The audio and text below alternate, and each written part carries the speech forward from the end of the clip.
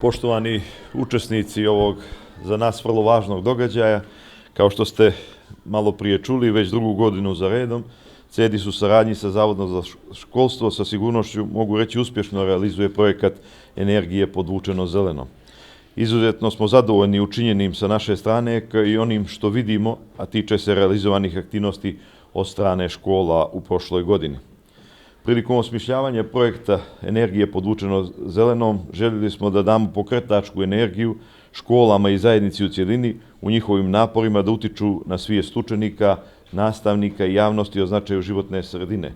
Impozantan broj škola koje su i ove godine učestvovale sa svojim projektima svjedoči da smo u tome i više nego uspjeli.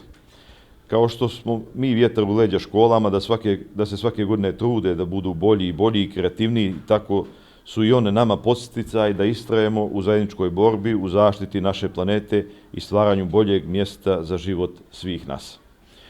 U svim segmentima djelovanja i poslovanja CEDIS nastoji da uključi strategiju zaštite životne sredine kao jedan od najvećih izazova današnjice. Na tome svakodnevno posvećeno radimo, uvjereni da se velike promjene dešavaju postupno uz jasno definisan cilj i dosljednost svih aktera. Mi smo odlučni u nastojanju da upravljanje uticajima na okolinu budu sastavni dio našeg poslovanja. Svaki pojedinac je važna karika na putu ka sigurnijem i čistijem mjestu na kome živimo.